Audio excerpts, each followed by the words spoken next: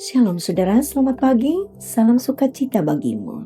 Puji Tuhan, kita kembali diberikan kesempatan menyatu dalam renungan harian edisi Selasa 24 Februari 2026. Salam sejahtera bagimu, kasih karunia dari Allah Bapa, Anak dan Roh Kudus memenuhi saudara.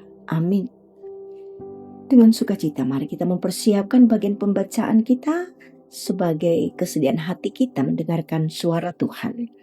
Kejadian pasal 4 ayat 1 sampai ayat 16. Melalui doa kita percaya Roh Kudus akan menuntun kita.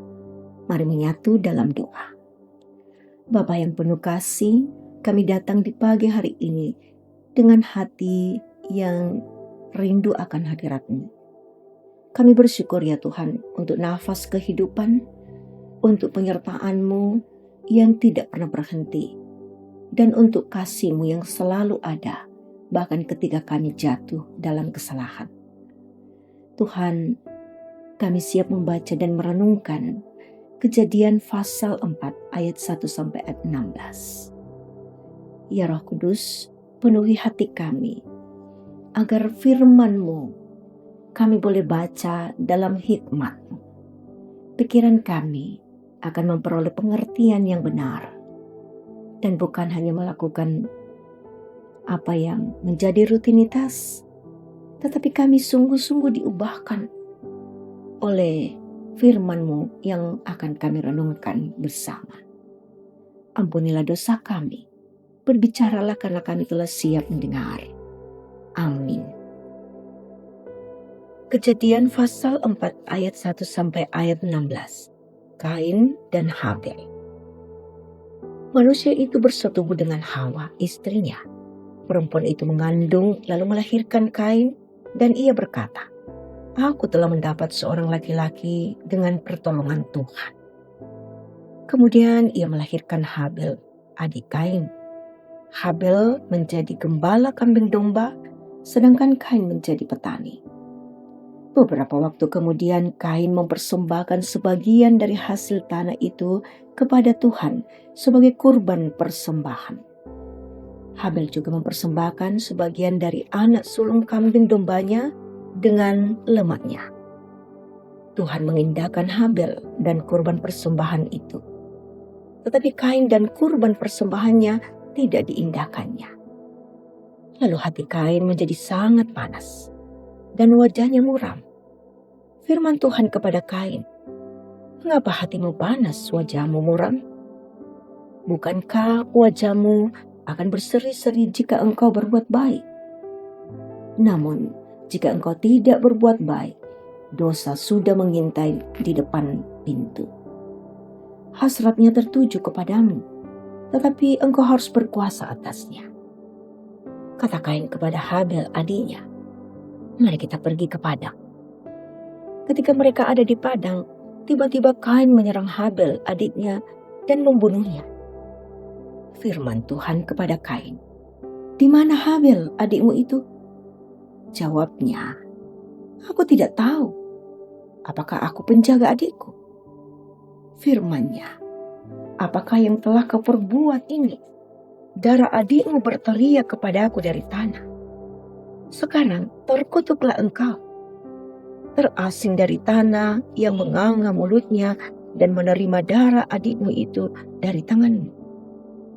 Apabila engkau mengerjakan tanah itu tidak akan lagi memberikan hasilnya kepadamu. Engkau akan menjadi pelarian dan pengembara di bumi." Kata Kain kepada Tuhan, "Hukumanku itu lebih besar daripada yang dapat kutanggung. Sekarang engkau menghalau aku dari tanah ini, dan aku akan tersembunyi dari hadapanmu serta menjadi pelarian dan pengembara di bumi. Siapa saja yang akan bertemu dengan aku tentulah akan membunuh aku." Firman Tuhan kepadanya, "Sekali-kali tidak. Siapapun yang membunuh Kain akan dibalas Tuhan 7 kali lipat." Kemudian Tuhan menaruh tanda pada Kain, supaya ia jangan dibunuh oleh siapa saja yang bertemu dengan dia. Lalu Kain pergi dari hadapan Tuhan dan tinggal di tanah Noel di sebelah timur Eden. Amin. Kasih Allah selalu ada. Itulah tema kita. Saudara, kisah Kain dan Habel adalah kisah yang sudah lazim kita dengar. Kita diperlihatkan bagaimana Tuhan berkenan kepada persembahan Habel, tetapi menolak persembahan Kain. Penolakan itu melukai hati Kain dan menimbulkan iri yang berujung pada dosa besar. Namun sebelum semuanya terjadi, Tuhan datang kepada Kain, menegur dan mengingatkan dengan kasih. Tuhan tidak menolak Kain karena benci, tetapi karena ia ingin mengajar tentang hati yang benar. Ia menolak tindakannya, bukan pribadinya. Kasih Allah tidak selalu tampak seperti pelukan yang hangat. Kadang ia menyatakan kasih melalui teguran dan hukuman. Penolakan yang datang dari Tuhan bukan tanda bahwa ia meninggalkan, melainkan caranya menuntun kita agar kembali ke jalan yang benar. Kain gagal melihat kasih itu, justru membiarkan amarah menguasai, hingga ia jatuh dalam dosa yang telah dalam dan lebih dalam. Namun, setelah Kain membunuh Habel pun, kasih Allah tidak berhenti. Tuhan menghukum, tetapi juga melindungi Kain dengan tanda agar tidak dibunuh orang lain. Tuhan tidak menidakkan konsekuensi, tetapi ia tetap menjaga ciptaannya. Dia berbalik. Setiap penolakan dan ketegasan Allah, selalu ada kasih yang bekerja, yang memanggil kita untuk sadar, bertobat, dan kembali hidup dalam kasih-Nya.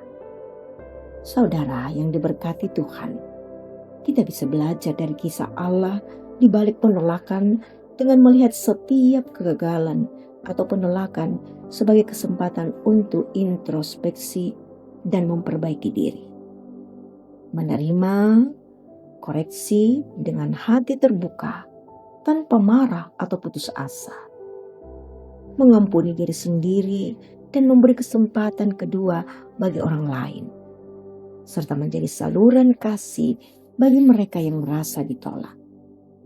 Dengan mendampingi, menolong, dan memberi dorongan agar mereka bangkit dan menemukan harapan dalam Tuhan. Amin. Mari kita satu menaikkan syafaat kita. Bapa yang penuh kasih, kami bersyukur karena kasih-Mu selalu ada bagi kami, bahkan ketika kami sering melakukan kesalahan kepadamu. Kami bersyukur ya Bapa, Engkau memberi kami kesempatan belajar dari firman-Mu yang telah kami baca, kami renungkan. Mungkin saja Tuhan, kami sering jatuh dalam berbagai pergumulan, sebagaimana yang kami pelajari dari sosok Kain. Sering kami dikuasai oleh iri hati, kemarahan, kekecewaan, lalu melakukan hal yang tidak berkenan di hadapan. Maka saat ini kami berserah Tuhan, jamalah hati kami, pulihkan dan lembutkan hati kami, agar kami hidup dalam kasih-Mu dan pengampunan.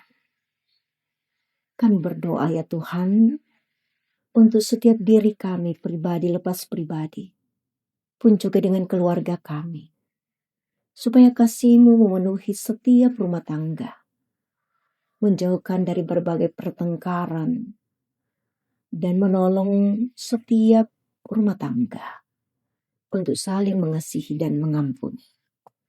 Kami berdoa bagi gereja-Mu Tuhan, persekutuan orang-orang percaya. Kuatkan setiap pelayan dan berkati setiap pelayanan, agar jemaat tetap setia hidup dalam kebenaran, menjadi saksi Tuhan, dan bahkan berusaha untuk menjauhkan keinginan-keinginan daging. Kami serahkan untuk seluruh kehidupan kami hari ini. Kami akan memulai segala aktivitas kami. Tuhan berkenan menjaga hati kami, setiap perkataan-perkataan kami, perbuatan-perbuatan kami Tuhan. Kiranya tetap terkendali dalam kuasa-Mu, agar semua yang boleh kami kerjakan boleh menjadi sesuatu yang memuliakan Tuhan, membawa nama harum Tuhan, dan kami tetap menjadi saksi Tuhan.